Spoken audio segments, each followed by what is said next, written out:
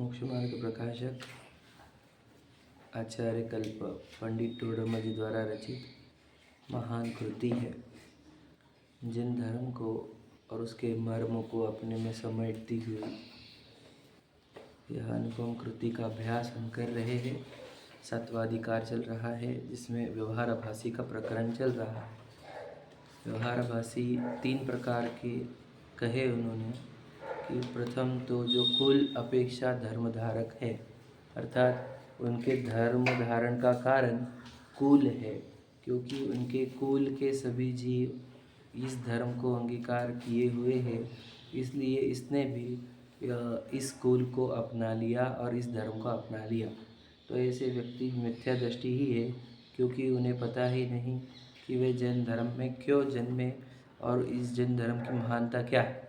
वे तो अपने कुल की परंपरा पालन करते करते इस धर्म में जिनेंद्र भगवान के सामने आ गए हैं।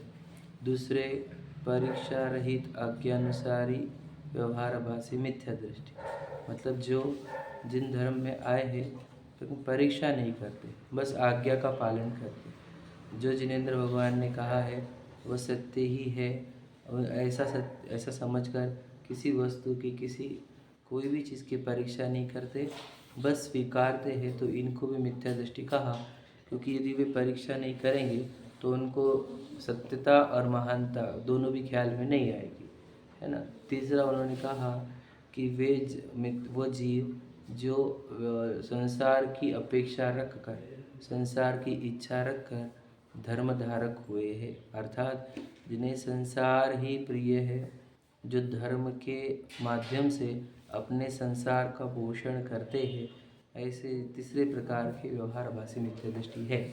3 प्रकार के व्यवहाराभासी मिथ्या दृष्टि की चर्चा हुई। अब उनकी सामान्य प्रवृत्ति कैसी होती है, इसकी चर्चा अपन ने प्रारंभ की थी। अब ये सामान्य चर्चा चल रही है। बोलो। ठीक है, बताएंगे, अभी तुम सुन लेना वापस से, ठीक है। दूसरे प्रकार के वो जो परीक्षा नहीं करते। पहले प्रकार के वो कि पापा जैन धर्म के अनुयायी है, इसलिए मैं भी जैन ही धर्म फॉलो करूँगा, पहले नंबर का। दूसरा नंबर का, ठीक है, भगवान जी ने सही ही बोला होगा, इसलिए परीक्षा नहीं करने की, सिर्फ स्वीकार लेने का कि ये सही ही होगा।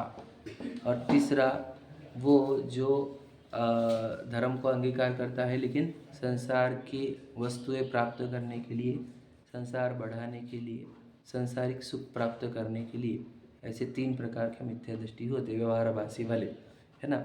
उन जीवों की सामान्य प्रवृत्ति कैसी होती है, ये पढ़ना अपने प्रारंभ किया था।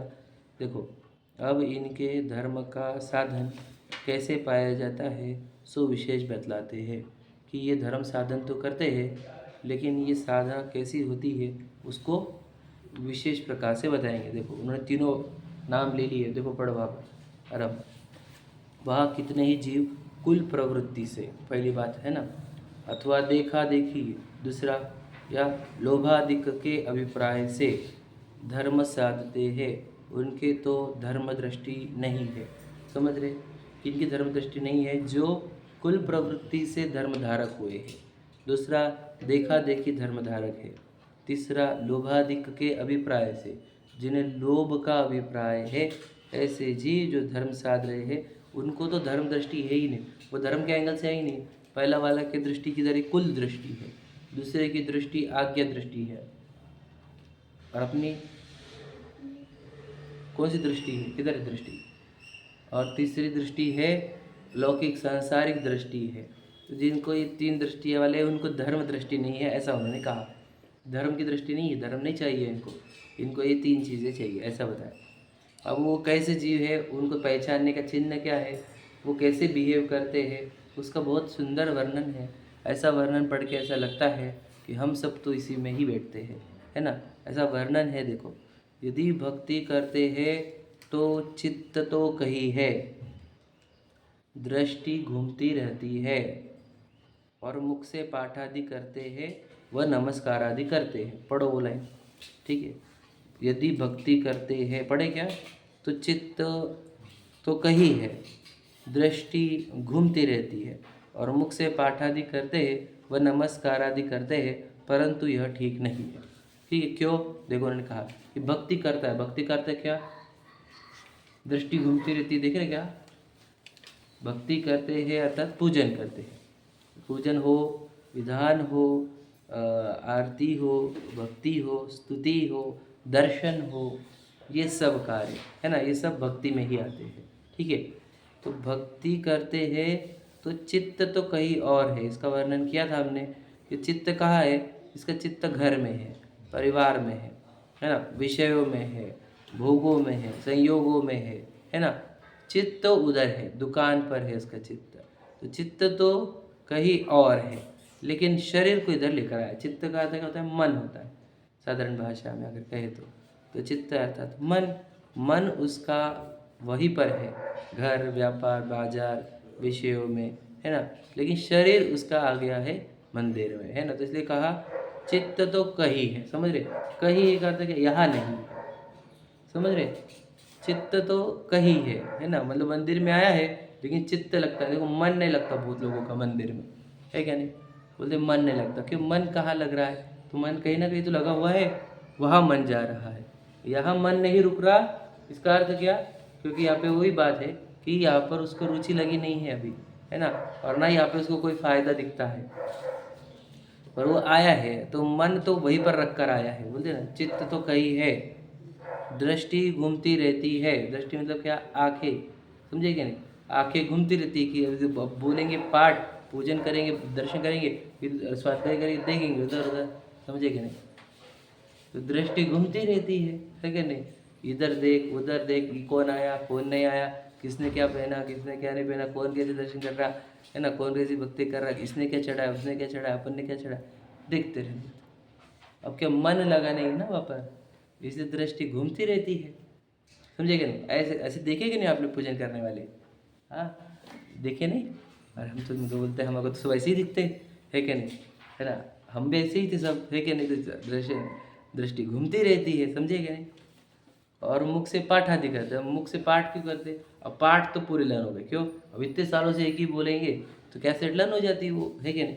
तो वो कैसेट हो गई ना, तो वो मुख पाठ बोलते रहता, मन अपना उधर घूमते रहता, समझे कि नहीं? आंखें अपनी घूमती रहती, सब अपना अपना काम कर रहे हैं समझ रहे कि मन वचन काया की एकता को ही सरलता कहा जाता है। यहाँ पे मन वचन काया वक्र है पूरे, तो ये मायाचारी में गर्भित होता है, समझे क्या नहीं? वक्र है ना, मन अलग चल रहा है, वचन अलग चल रही है, काया अलग चल रही है, तो वक्रता हो गई। वक्रता मतलब क्या? ये टेढ़ा है, क्योंकि मन और वचन अलाइन नहीं हो रही है, और काया भी अलाइन नहीं हो रही है। काया काके आंखें घूम रही है, वचन से जो पाठ है वही बोला जा रहा है ना, और मन कहीं और है, समझे कि नहीं? तो ये कहा है मन वचन काया तीनों में मैच नहीं हो रही है, तो वचनों से तो पाठ निकलते हैं इनके, है ना। ऐसा नहीं है कि वचन कुछ भी बोल रहे हैं, अब वचनों से पाठ बोल रहे हैं, समझे क्या? क्योंकि बहुत से हमने देखे जिनकी बहुत सारा लर्न है ना। हमारी पहली पीढ़ी, आज की नहीं, ये पीढ़ी नहीं, ये पीढ़ी तो लर्न वाली भी नहीं है, इसकी पहली वाली पीढ़ी जिनका लर्न बहुत था, समझे कि नहीं? इतना सारा सब कुछ पाठ था उनको, है ना। इसलिए पाठ आदि कहे, तो पाठ आदि मतलब क्या? तो मेरी भावना बोलो, 12 भावना बोलो, भक्ता स्तोत्र बोलो, तो बहुत सारा लर्न था, ये स्तुति, वो स्तुति, ये वो, समझ रहे? तो पाठ पूरा पूजा अगर स्टार्ट करे तो यही विधि स्टार्ट हुए तो डायरेक्ट विसर्जन पर पूरा खंड चलता था, धड़ धड़ धड़ धड़, समझे कि नहीं? कोई बुक की जरूरत नहीं, कुछ नहीं। तो कारण क्या था? पाठ हो जाता था, रिपीटेशन करने पर लर्न हो जाती चीज़ें। तो परंतु यह ठीक नहीं है। अरे पाठ हो गए मुख से, और नमस्कार आदि क्रिया भी बराबर 3 प्रदक्षिणा ही लेंगे, समझ रहे? बराबर वो अष्टांग नमस्कार कर लेंगे, समझ रहे? फिर वो क्या बोलते कि काय उत्सर्ग करना है तो काय उत्सर्ग कर लेंगे, और पूरी विधि फॉलो हो गई, पर वचनों से भी शरीर से भी। लेकिन देखो क्या करें, लेकिन ये सब हो रहा है ठीक नहीं है। अब बोलेंगे क्यों ठीक नहीं है, समझे? इसमें क्या गलती है? तो कह रहे हैं मैं कौन हूँ, किसकी स्तुति करता हूँ, किस प्रयोजन के अर्थ स्तुति करता हूँ, पाठ में क्या अर्थ है, सो कुछ पता नहीं है, समझे क्या नहीं? कि मैं कौन हूँ। अब बोलेंगे अब मेरे को पूजा करने की, मैं कौन हूँ का क्या प्रश्न आया, है क्या नहीं? अब बहुत सारे लोगों का ही कि हम बोलेंगे तो मैं कौन भजन, बोले इसको क्या करना है, मैं पूजा करन दो, मैं दर्शन करन दो, भक्ति करन दो, स्तुति करन दो, मैं कौन हूँ क्या प्रश्न है, समझे क्या? मतलब मैं कौन हूँ ऐसे लगता है उनको कि व्यर्थ प्रश्न है ये। हम पूछते पूजा करने को कौन आया है, मैं ही आया हूँ, तो मतलब मैं कौन? तो मैं बोलते यही दिखने लगा आपको। अब ऐसे आते हैं पूजा को, समझे क्या नहीं? अब ऐसे आते हैं दर्शन को, तो क्या होता है, दर्शन होते ही नहीं। क्यों? कि जिसके दर्शन करने हैं वो भी ये नहीं, और जो दर्शन करने को आया वो भी ये नहीं। अरे दर्शन कैसे होंगे बता? जिसके दर्शन करने के है और जो दर्शन करने वाला है, दोनों की दोनों मिसिंग है वहाँ पर, तो दर्शन हो कैसे रहे? तो दर्शन के बाद वो इसे भक्ति करो, भक्ति में जिसकी भक्ति करनी है और जो भक्ति करने वाला है, दोनों मिसिंग है। पूजन की बात ले, जिसकी पूजन करनी है वो और पूजन करने वाला, दोनों मिसिंग है। समझ रहे? पाठ के अंदर जिसका पाठ किया जा रहा है, जिसके गुणानुवाद किया जा रहा है, वो मिसिंग है, जो गुणानुवाद कर रहा है वो मिसिंग है। अब हम पूछ रहे हैं, देखो तो दोनों, जिसकी की जा रही है, जो करने वाला है, दोनों मिसिंग है। अब हो क्या रहा है ये पत्र पर? अब इसको ही सादी भाषा में जो गुरुदेव जी बोलते थे, जड़ की क्रिया है ये, बस। समझे क्या? कि यहाँ पर भावना तो कुछ मैच हुई नहीं, समझे? जड़ की क्रिया, मिट्टी मिट्टी काम कर रही है। क्यों? क्योंकि चेतन वस्तु हमारे को पता हम कौन है, और सामने वाला चेतन वस्तु है वो भी नहीं पता है। समझे क्या? नहीं, वस्तु तो हम चेतन है। अब चेतन वस्तु, चेतना, वो शुद्ध चेतना वाली वस्तु को पूज रही है, भक्ति, उसकी स्तुति कर रही है। अभी कहाँ मालूम? तो मैं कौन हूँ यही पता नहीं है। अब वो कैसे स्तुति करेगा, भक्ति कैसे करेगा? आपको पता है कि कैसे स्तुति और भक्ति हो गया आजकल की? एकदम निराश। करने वाले को पता नहीं मैं किसकी कर रहा हूँ, मैं कौन हूँ, क्यों करने का, कुछ पता नहीं, एकदम निराश। समझे क्या? नहीं, करते रहते बस फॉर्मेलिटी कंप्लीट। तो वो भक्ति में आज वो बात ही नहीं रही, ना वो भक्ति में, ना पूजा में, है ना, वो विधानों में भी वो बात नहीं रही। सब हम तो इतने जन्म ही वो जगह पर है जहाँ पे ये सब बिगड़ा हुआ है कि नहीं? कुछ भी तथ्य बचा नहीं है जहाँ पर, है ना? क्योंकि ये प्रश्न कभी पड़े ही नहीं किसी को, मैं कौन हूँ। दूसरा, मैं किसकी स्तुति करता हूँ, किसकी स्तुति कर रहे हैं? अब भगवान जी की स्तुति कर रहे हैं, तो भगवान जी समझ लो आप शरीर देख रहे हैं, वो पद्मासन वाला शरीर, समझ रहे? वो पद्मासन वाला शरीर अनंत दर्शन वाला हुआ है क्या? कौन हुआ है फिर? अनंत ज्ञान, अनंत सुख, अनंत वीर, उस शरीर को हुआ है क्या? प्रश्न ये है हमारा। उस शरीर को थोड़ी होता है अनंत दर्शन, अनंत ज्ञान, अनंत सुख, अनंत वीर। वो किसको हुआ है? बोलो। वो जीव को हुआ है। हम नमस्कार किसको कहते हैं? अनंत भगवान जी के 4 घातीय कर्म नष्ट हुए। तो शरीर के थोड़ी कर्म नष्ट हुए, शरीर को कर्म होते थोड़ी है, कर्म तो आत्मा को होते हैं, बराबर है। और सिद्ध भगवान वो तो मुक्त ही जीव है, समझे कि नहीं? और हम प्रतिमा जी इनके दर्शन करने को आए, वो कौन है? वो शरीर है कि आत्मा है? तो समझो पहले आप। हम उस पवित्र आत्मा को नमस्कार करने आए हैं, जिन्होंने अनंत दर्शन, अनंत ज्ञान, अनंत सुख, अनंत वीर प्रकट किया है आत्मा में। समझे कि नहीं? अब ये पता होना चाहिए कि हम किसकी स्तुति करने को आए। अब कितने जीव जिनको पता ही नहीं कि जीव होता है का नाम का, आत्मा नाम की वस्तु होती है। आत्मा नाम बोले तो सब गड़बड़ हो जाते हैं। आत्मा जीव नाम का कंसेप्ट ही पता नहीं है, बिल्कुल भी नहीं। मेरा पूरा मिट्टी मिट्टी बोल के जीते। अब भगवान जी की स्तुति करेगा कैसे, बताओ? अब पाठ वो ही बोल रहा है जिसमें आत्मा की स्तुति की गई है, और उसको पता ही नहीं कि हम आत्मा की स्तुति करें। कोई भी स्तुति उठा के दिखाओ, कोई भी 20 पंथी वालों की, किसकी भी 13 पंथी, कोई भी स्तुति उठा के दिखाओ, आत्मा की ही स्तुति पूरी की पूरी। समझे क्या नहीं? अब फिर भी आत्मा पता नहीं, और उसको लगता है कि मैं पद्मासन वाले वो खड़गासन वाले प्रतिमा का दर्शन करने को आया हूँ। फिर तू कैसे समझेगा? प्रतिमा वो भगवान जी की थी, भगवान जी का प्रतीक था ये प्रतिमा। और भगवान जी कौन है? वो आत्मा है भगवान जी। यहाँ पर भी उस भगवान जी, वो उस आत्मा को याद करना था। तू आत्मा है, तुझे एक पवित्र आत्मा दर्शन करा के ये भावना थी हमारी कि तू भी ऐसे गुण प्रकट करे, तू भी ऐसी पवित्रता प्रकट करे, ऐसी शुद्धि प्रकट करे, ताकि तू भी अनंत सुखी हो जाए, कर्म को नाश करे, चतुर्गति भ्रमण नाश हो। इसके लिए बुलाए थे। अब तो ये सब भूल ही गया। अब मैं कौन हूँ, मैं किसकी स्तुति करता हूँ, कुछ पता नहीं है। पता ऐसे होते हुए व्यवहार से मित्र दृष्टि, समझे कि नहीं समझे? ये ऐसे क्या कि मैं कौन हूँ, मैं किसकी स्तुति करता हूँ, बताओ किस प्रयोजन के अर्थ स्तुति करता हूँ? बताओ किस प्रयोजन के अर्थ स्तुति करता हूँ? बोलो क्या प्रयोजन है स्तुति करने का? बोलो क्या प्रयोजन है हमारी स्तुति करने का? एकदम मैंने बताया ना आपको। हाँ, बिल्कुल 2000 साल पहले की बात है ना? तभी उमा स्वामी आचार्य जी ने कहा था क्या, वंदे तद्गुण लभते, मैं आपके गुणों की प्राप्ति करना चाहता हूँ। इस प्रयोजन के अर्थ है आया। अब ये प्रयोजन के लिए अर्थ तो कोई आया नहीं यहाँ पे इसलिए आया है कि हमारा व्यापार सही चले, हमारा शरीर सही चले, न बीमारी हो, न दरिद्रता है, न मेरे घर का कोई व्यक्ति मरे, न मेरे पुत्र का कुछ हो, न मेरी पुत्री का कुछ हो, न मेरे माँ बाप का कुछ हो, या फिर मेरे बच्चे की शादी हो जाए, बच्चे की हो जाए, उसका वो हो जाए, उसका जॉब लग जाए, है ना? कुछ न कुछ होगा। समझे क्या नहीं? तद्गुण लब्धे इसके लिए कोई भी नहीं आया है। ये तो एकदम अकाट्य सत्य है, बहुत बुरा सत्य है ये।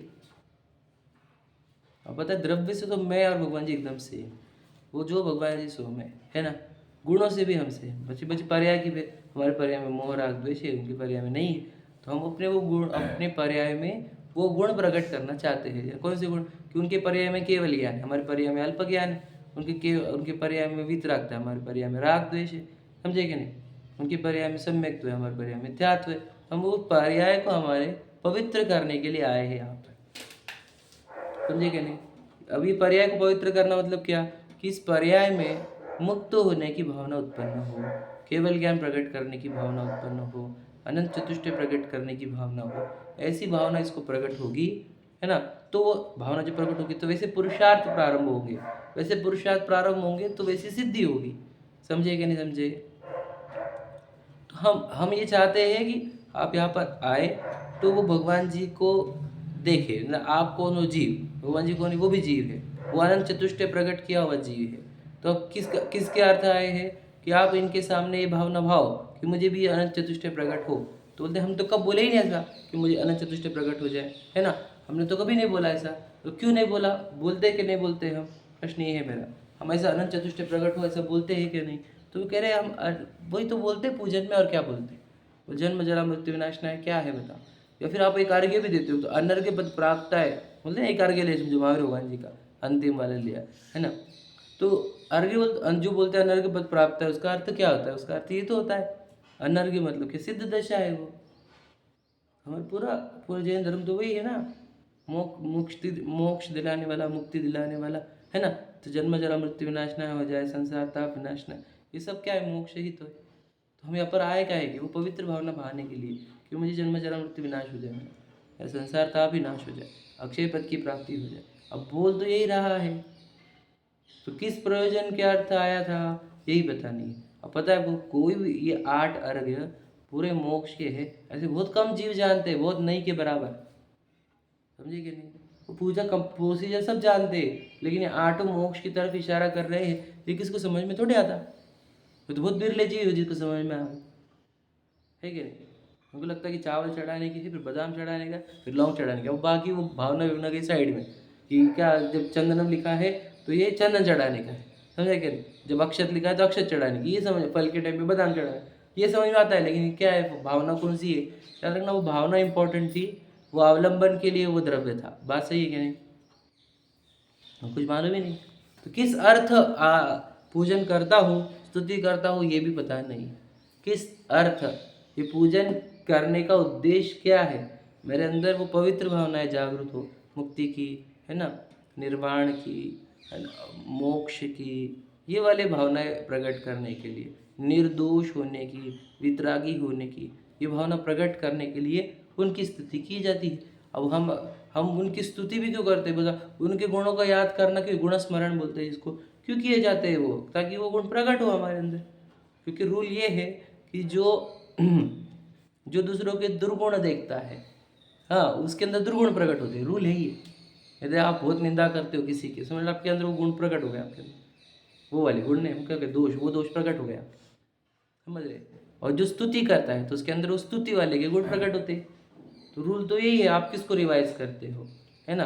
तो आप अगर समझो सुबह सुबह पूजन भक्ति स्वाध्याय को नहीं आए हो, तो आप याद रखना किसी किसी की गलती देखते बैठोगे या स्मरण करते बैठोगे, कल उसने ऐसा किया था, फिर क्या होगा? दोष का रिवीजन होगा, तो दोष प्रकट होंगे। अगर आप यहाँ पे एक मुक्त जीव जो पवित्र है पूरे विश्व में, समझे, 3 लोक में सबसे ज़्यादा पवित्र, जो इंद्र जिनके सामने झुकते हैं, स्वधर्मेंद्र, समझ रहे? 3 लोक के नाथ जिनको कहा, देवादिदेव जिनको कहा, उनके गुणों का स्मरण करोगे सुबह सुबह, तो आपकी भावना एकदम प्रबल हो जाएगी ना। इससे पवित्र भावना और क्या हो सकती है कि मुझे मुक्त होना है। तो इतनी सुंदर भावनाओं के लिए आपको यहाँ बुलाया था। आप यहाँ पे बोले कि अभी पूजा करूँगा तो ये मिलेगा, शांतिनाथ जी की पूजा से ये, पार्श्वनाथ जी की से ये, है ना, इनसे ये विधान से ये विधान से ये। अब बताओ कैसे होगा आपका? भक्तामर के ये स्तोत्र से ये, वो स्तोत्र से ये ऐसा, इससे ये, इससे वो, समझे क्या नहीं? अब किस अर्थ ये भक्ति करता हो ये कुछ भी पता नहीं। समझ रहे कितनी गहरी बात है, इंपॉर्टेंट? कोई समझ ही नहीं रहा है इन सब चीज़ों को। मतलब किसको समय है ये सब सोचने के लिए? आप बोल रहे हो ना पूजा कौन सी करने की, आज ही पूजा करने की, कल ये पूजा करने की, ये समझ रहा है सबको, लेकिन क्यों करने की? ये किसको समझने के लिए कि मैं कौन हूँ, भगवान जी कौन है ना, मैं किस अर्थ प्रयोजन करता हूँ, ये सोचने के लिए समय किसी के पास नहीं। ये स्वाध्याय होगा और ये ऐसी चर्चा होगी, है ना, मोक्ष मार्ग प्रकाशक जैसा ग्रंथ का अभ्यास होगा, तब ये चर्चा तो भी सामने आएगी ना। तो लोग तो ऐसे ही कर रहे हैं, कितने लोग हमने देखे जो बचपन से बुढ़ापे तक यही प्रोसीजर फॉलो करते, शरीर भी छूट गया उनका। अब बताओ इन जीवों को होगा क्या? ये जीव मुक्त होंगे क्या? अब अनंत जीव राशि है दुनिया में, तो एक बहुत मुश्किल से एक आधा जीव, मतलब अनंतों में एक का नंबर लगता है मनुष्य बनने का, समझे कि नहीं? उनमें मनुष्यों में भी एक आधा जीव जैन बनता है, दिगंबर बनता है। वो आया है जिन धर्म के आमनाय में, दिगंबर जैन धर्म में आया है, और फिर वो जीव ये ऐसे ऐसी गलतियां करके चला जाता है संसार में। फिर वापस का नंबर कब लगेगा? आपको बड़ा मुश्किल है नंबर लगना, समझ रहे ना? बड़ी मुश्किल है ये, क्योंकि समझना नहीं चाहता कि मैं कौन हूँ, भगवान जी कौन है, मैं क्यों आया। कितनी बुद्धि लगाने की नहीं है उसको, बस करने का है उसको, समझे क्या नहीं? बेहोश रहता है घर पर, है ना, बेहोशी। यहाँ पे बेहोशी तोड़ने के लिए बुलाए थे, यहाँ पर भी उतना ही बेहोश रहता है। सोचो मैं कौन हूँ, ये जब पूछेगा तो होश आता है थोड़ा सा, समझे कि नहीं? कारण मैं तो शरीर थोड़ी, तो कर्मों ने बनाया हुआ शरीर है, समझे कि नहीं? यहाँ पर होश आने का स्थान था, यहाँ ही बेहोश हो जाता है, समझे कि नहीं? तो ये जन्म जरा मृत्यु विनाशना किसके लिए बोला जा रहा है? शरीर के लिए क्या? शरीर तुम्हारे को प्राप्त होने वाला है, जीव की अपेक्षा से ही बोला जा रहा है। नहीं तो संसार ताप किसको है? शरीर को थोड़ी, मैं को है, जीव को। तो ये बेहोशी नहीं जा रही इसकी, समझे कि नहीं?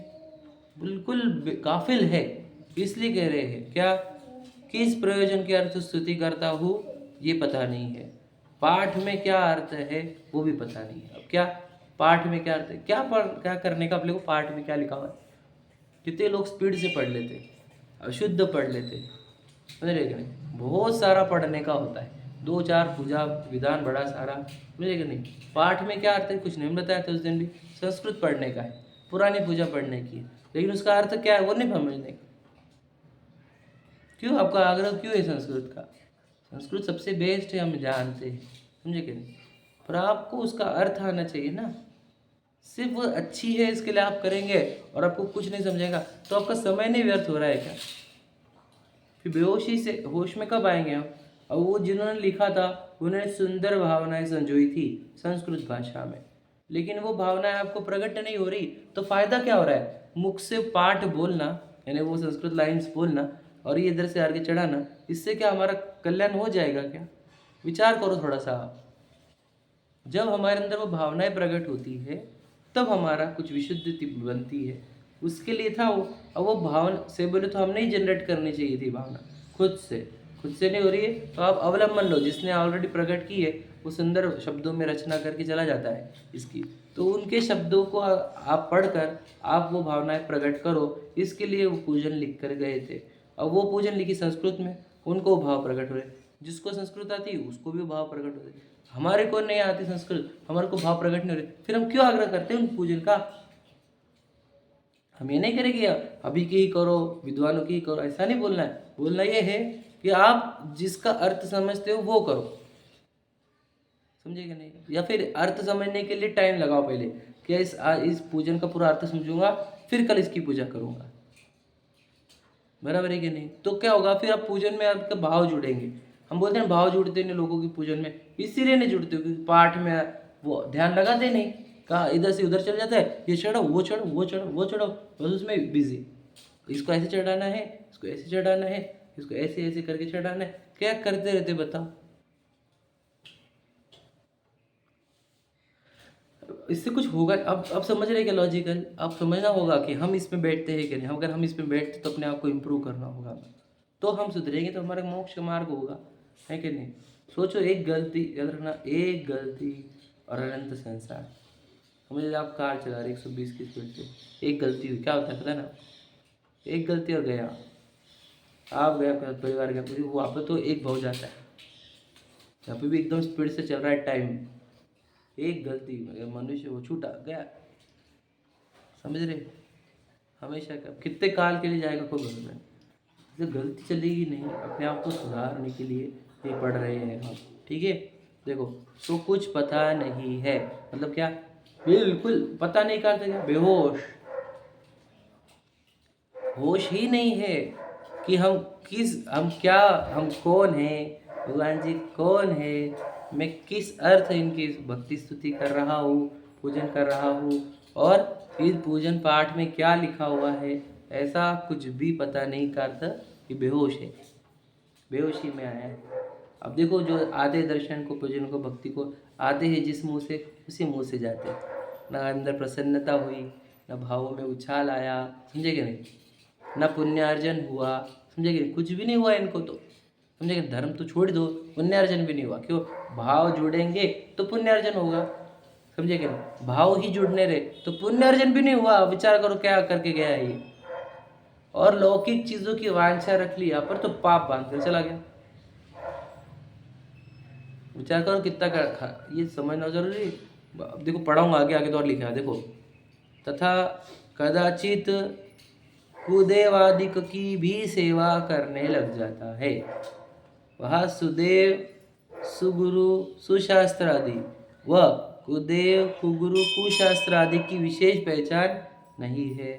मतलब क्या, देखो, कि अगर वो मंदिर में आया भी है, समझ लीजिए, तो कुदेव आदि की भक्ति करने लग जाता है, यहाँ पर कुगुरुओं की भक्ति करने लग जाता है, कुशास्त्र की भक्ति करने लग जाता है। ऐसा क्यों, ऐसा क्यों करने लग जाता है? तो कह रहे हैं इसलिए ऐसा करता है क्योंकि इसने तब पहचाना ही नहीं था ना कि मैं किसकी स्तुति करता हूँ, स्तुति करने योग्य कौन है, मैं स्तुति किस लिए करता हूँ। अगर वो पहले 4 प्रश्नों के उत्तर समझ लेता था तो वो ये गलती नहीं करता था कि हम कुदेव के पास क्यों जाए, समझे क्या नहीं।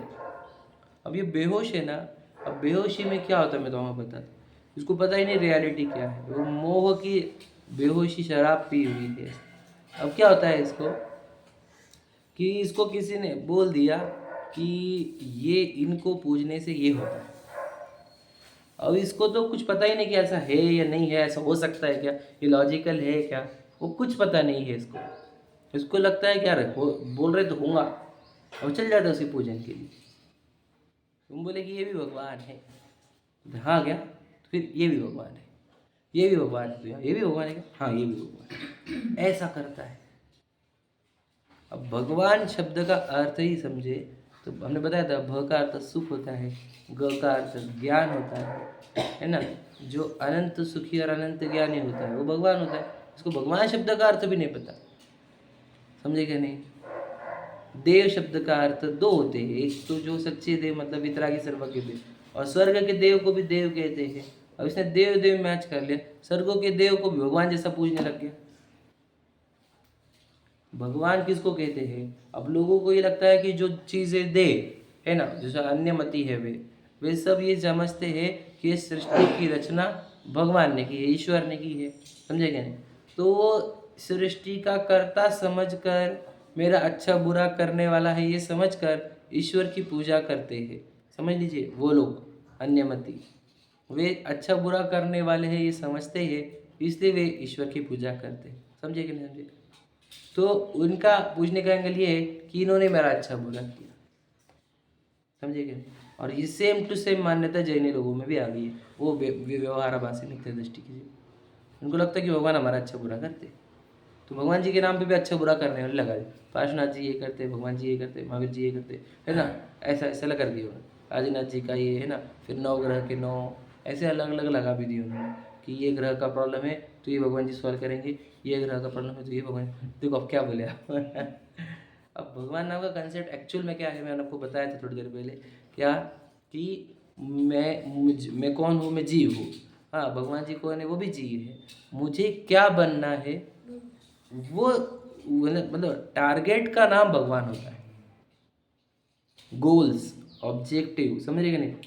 मुझे जिस जैसा बनना है उसका एंगल भगवान होता है, देने वाला भगवान नहीं है। यहाँ पे देखो, कर्मों के सिद्धांत अकाट्य हैं, दुनिया भी ये बोलती है कि जिसके जैसी करनी वैसी भरनी। तो जैसा जो जीव काम करेगा, भाव करेगा, कर्म करेगा, वैसे उसके साथ होता है। कोई भगवान जी अच्छा बुरा करते नहीं, किसी के भी, न जैन ना जैन। रूल तो ये है, अब बेहोशी है तो ऐसा मानने लग जाते कि भगवान अच्छा बुरा कर। तो पहले ये बेहोशी तोड़ो कि कोई किसी का अच्छा बुरा करता है क्या, नहीं करते, कर्म करते, पहली बात। दूसरी बात ये है कि भगवान जी जब अच्छा बुरा करते हैं, अगर ये नहीं करते हैं, कर्म करते हैं, तो फिर भगवान जी चाहिए क्यों? तो आपको इसलिए चाहिए कि आपको उन जैसा बनना है। भगवान जी क्यों चाहिए हमारे को फिर?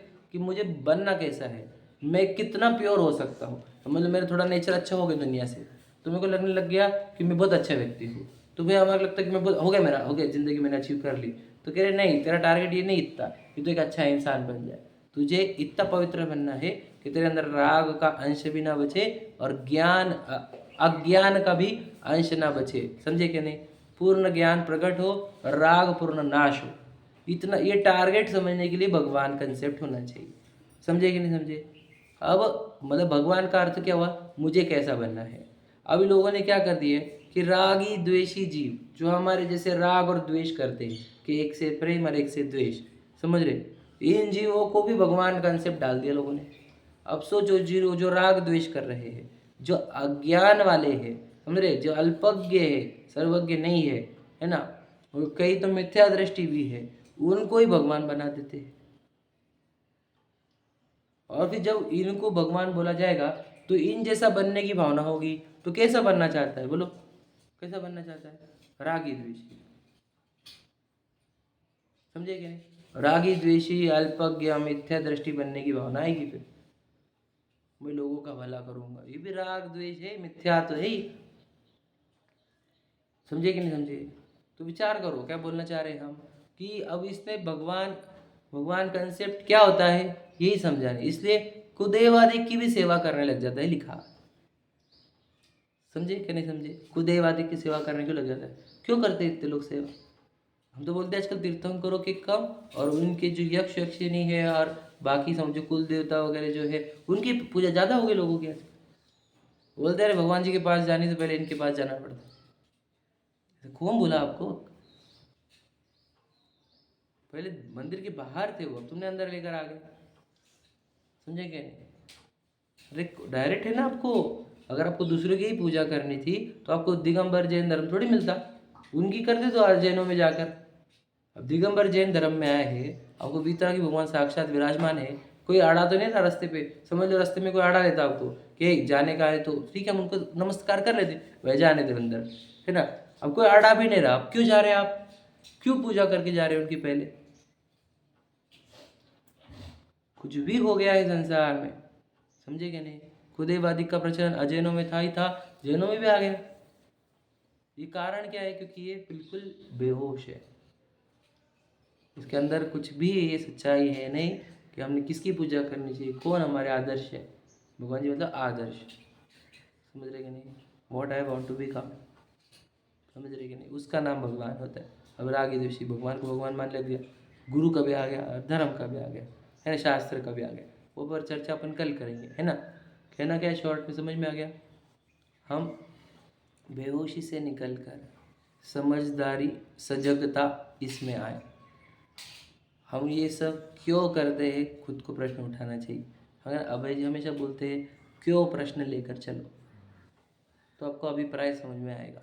हम मंदिर क्यों आते हैं, मैं सीखा क्यों रहा हूँ, आप सीख क्यों रहे हो, समझे कि नहीं? हर जगह क्यों लगाओ, तो आप सजगता में आओगे। मैं कौन हूँ, पहला तो प्रश्न यही होना चाहिए, समझे कि नहीं? भगवान जी कौन है ये, क्या, फिर मैं किस अर्थ आया हूँ, मैं क्यों आया हूँ। चौथा बोलो कि इसके पाठ में क्या अर्थ है, ये सब भक्ति के एंगल से। और को देव और देव की परिभाषा बता दी हमने कि देव कैसे होने चाहिए, तो कह रहे जो जिन जैसा हमारे को बनना है, यानी आदर्श व्यक्ति को देव बनाया जाता है। आदर्श का अर्थ क्या? अब हम भक्ति भी हमारी कि अशरीरी सिद्ध भगवान आदर्श तुम मेरे। अब मैं पूछता हूँ कि अनंत भगवान जी हमारे आदर्श है कि सिद्ध भगवान जी? प्रश्न ये है। तो ये सिद्ध ही होगा ना आदर्श से बोले तो।